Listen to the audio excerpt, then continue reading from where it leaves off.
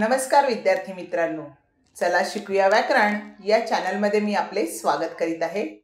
आज आपण मराठीतील रसविचार हा घटक अभ्यासणार आहोत। तर चला शिकूया व्याकरण।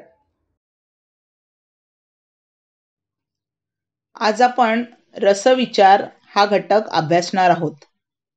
रस म्हणजे चव किंवा रुची। काव्याचा आस्वाद घेताना आपण त्यातील चव व गोडी अनुभवतो, यालाच रसास्वाद म्हटले जाते।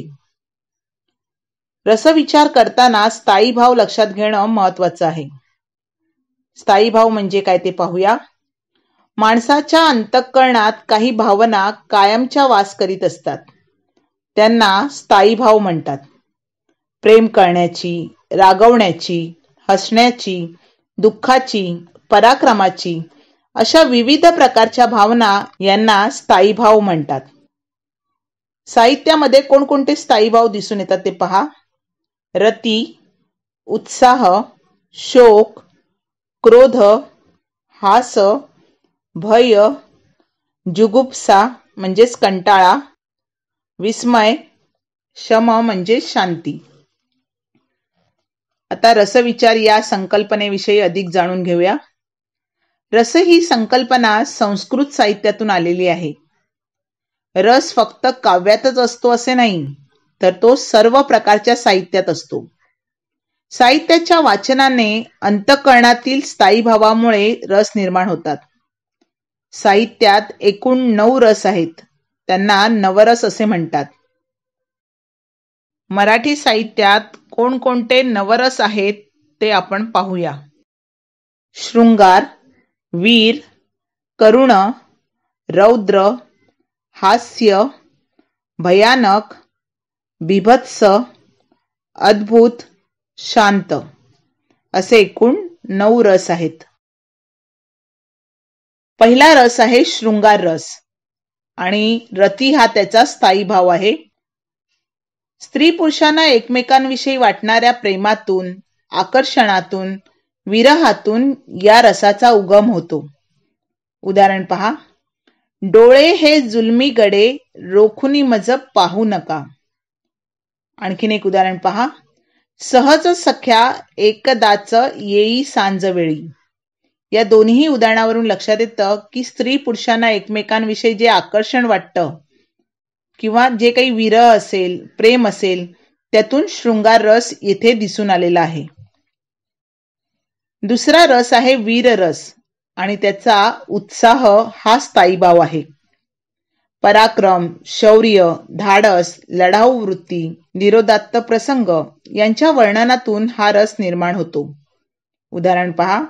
गर्जा जय जयकार, क्रांतीचा गर्जा जय जयकार। दुसरं उदाहरण। जिंकू किंवा मरू, भारतभूच्या शत्रू संगे युद्ध आमुचे सुरू। या दोन्ही उदाहरणातून पराक्रमाचे वर्णन दिसते, शौर्याचे वर्णन दिसते, म्हणून येथे वीर रस आहे। तिसरा रसाचं उदाहरण आहे करुण रस आणि त्याचा शोक हा स्थायी भाव आहे। शोक, दुःख, वियोग, दैन्य, क्लेशदायक घटना, संकट यातून हा रस निर्माण होतो। उदाहरणार्थ, आई म्हणोनी कोणी, आईस हाक मारी। दुसरं उदाहरण पहा। पोर खाटेवर, मृत्यूच्याच दारा। दोन्ही उदाहरणातून आपल्याला शोक किंवा दुःखाची भावना जाणवते, म्हणून येथे करुण रस आहे।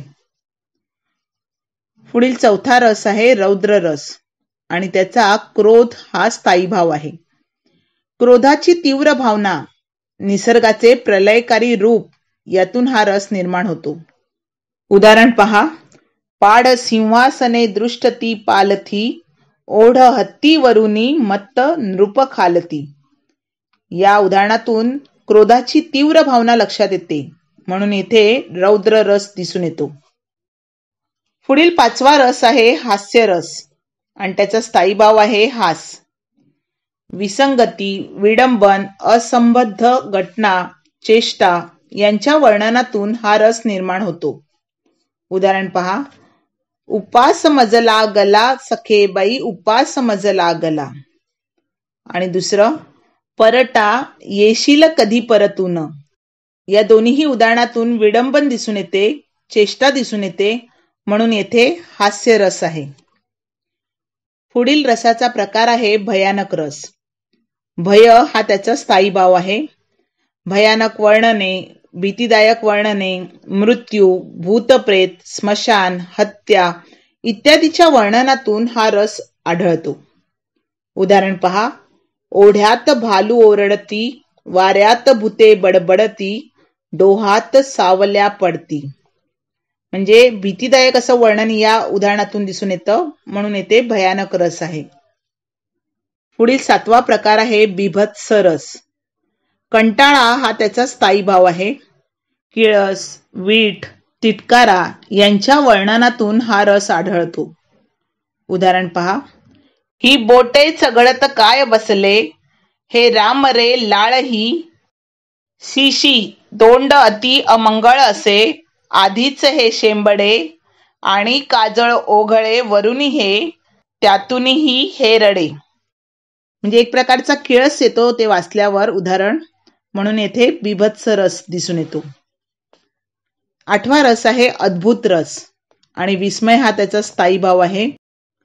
अद्भुतरम्य, विस्मयजनक, आश्चर्यकारक भावनांचे वर्णन जेथे असते तेथे अद्भुत रस असतो. उदाहरणावरून लक्षात येईल.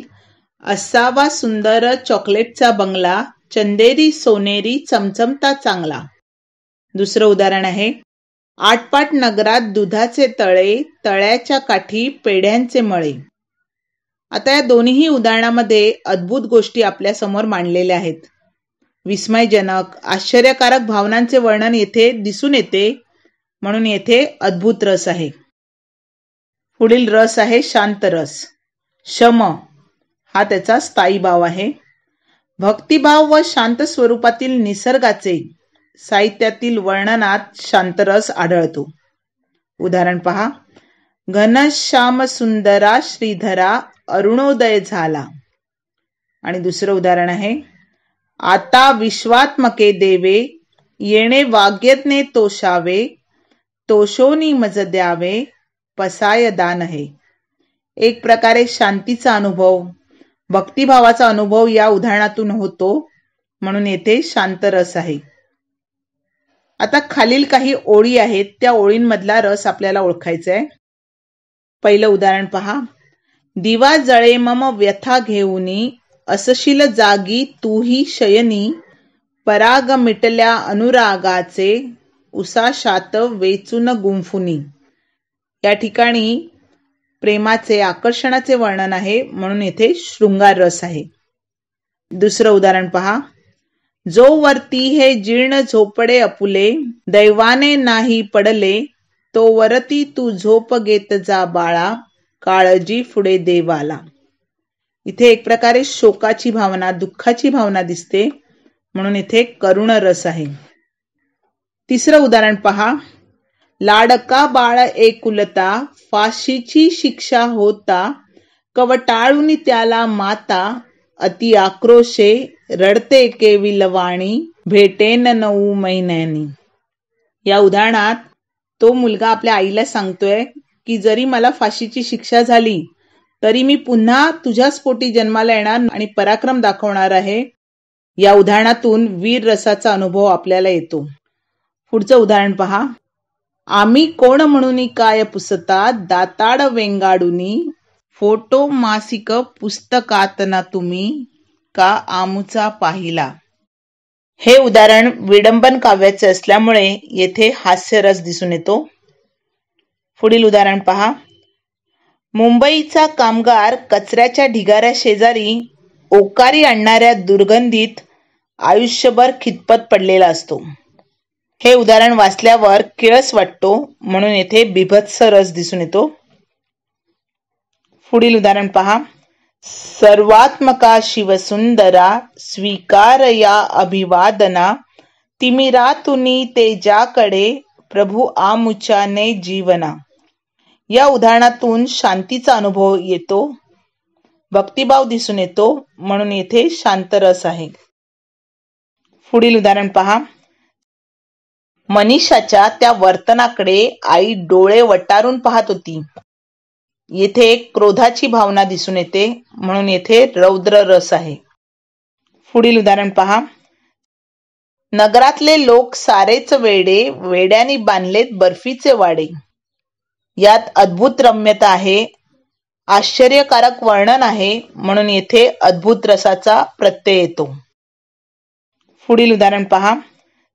तो गुरासारखा ओरडला, त्याचे सारे रक्त उलथे पालथे झाले व त्याने जोरात किंकाळी फोडली.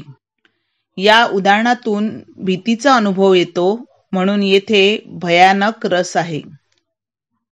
आज आपण मराठीतील रसविचार हा घटक अभ्यासलेला आहे. या पुढील भागामध्ये आपण प्रयोग हा घटक अभ्यासणार आहोत.